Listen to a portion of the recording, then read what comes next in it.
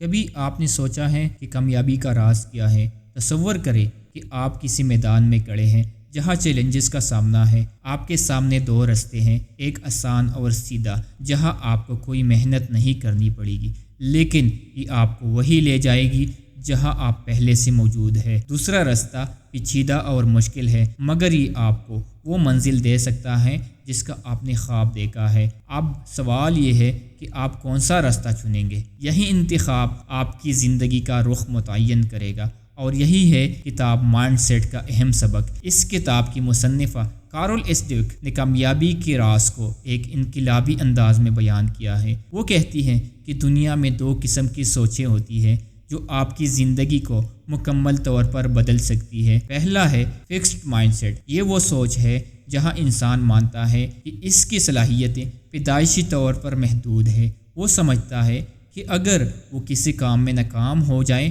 تو اس کا مطلب یہ ہے کہ وہ کبھی کامیاب نہیں ہو سکتا۔ اس سوچ کے حامل افراد نئی چیزیں آزمانے سے ڈرتے ہیں، ناکامی کو اپنی کمزوری سمجھتے ہیں اور چیلنجز سے بچنے کی کوشش کرتے ہیں۔ مثال کے طور پر ایک بچہ جو امتحان میں ناکام ہو جائے، اگر وہ یہ سوچیں کہ میں تو ہمیشہ ناکام رہوں گا تو وہ دوبارہ کوشش کرنے سے گھبرائے گا۔ یہ سوچ انسان کو زندگی بھر ایک دائرے میں قید رکھتی ہے۔ گروتھ مائنڈ سیٹ دوسری طرف ترقی پذیر سوچ وہ ہے جو یہ مانتی ہے کہ انسان اپنی محنت اور عزم سے اپنی صلاحیتوں کو بہتر بنا سکتا ہے۔ ایسے لوگ ناکامی کو سیکھنے کا موقع سمجھتے ہیں اور چیلنجز کا سامنا کرنے میں خوشی محسوس کرتے ہیں۔ مثال کے طور پر تھامس ایڈیسن نے بلب ایجاد کرنے کے لیے ہزاروں بار کوشش کی۔ جب ان سے پوچھا گیا کہ اتنے ناکامیوں کے بعد کیسا محسوس ہوتا ہے تو انہوں نے جواب دیا، میں ناکام نہیں ہوا، میں نے ہزاروں ایسے طریقے سیکھے جو کام نہیں کرتے۔ یہی سوچ ان کی کامیابی کی راز تھی۔ اب سوال آتا ہے ناکامی کا سامنا کیسے کریں؟ کارول ایس ڈویک کہتی ہے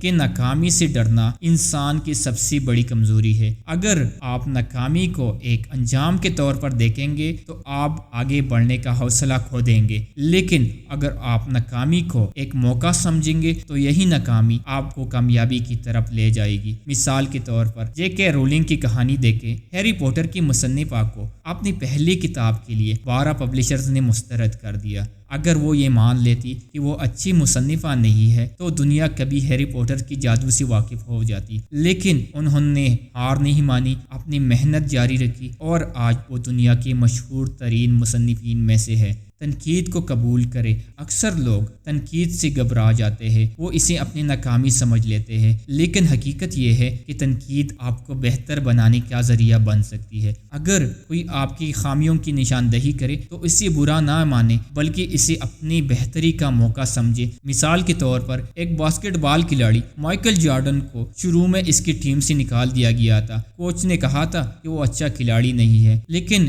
اس تنقید کو مائیکل جارڈن نے اپنی طاقت بنایا اور دن رات محنت کر کے خود کو بہترین کھلاڑی ثابت کیا۔ آج وہ دنیا کی عظیم کھلاڑیوں میں سے ایک ہے۔ زندگی کے چیلنجز آپ کو مضبوط بنانے کے لیے آتے ہیں، نہ کہ آپ کو توڑنے کے لیے۔ جیسے ایک پہلوان کو اپنی طاقت کا مظاہرہ میدان میں کرنا ہوتا ہے، ویسے ہی آپ بھی مشکلات کا سامنا کر کے اپنی صلاحیتوں کو نکھار سکتے ہیں۔ مثال کے طور پر جب اسٹیو جابز کو اپنی ہی کمپنی سے نکالا گیا تو انہوں نے اسے اپنی ناکامی نہیں مانا، انہوں نے نئے خواب دیکھے اور اپنی محنت سے ایپل کو دنیا کی سب سے بڑی کمپنی بنا دی۔ ان کی کہانی ہمیں یہ سکھاتی ہے کہ چیلنجز دراصل آپ کے لیے نئے دروازے کھول دیتے ہیں۔ کارل ڈویک کے مطابق اگر آپ کسی کام میں ناکام ہوتے ہیں تو یہ مت کہیں کہ میں یہ کام نہیں کر سکتا، اس کے بجائے خود سے کہیں ابھی نہیں لیکن جلد ہی میں یہ کام کر لوں گا۔ یہ چھوٹا سا جملہ آپ کی سوچ کا زاویہ بدل سکتا ہے اور آپ کو دوبارہ کوشش کرنے کی طاقت دے سکتا ہے۔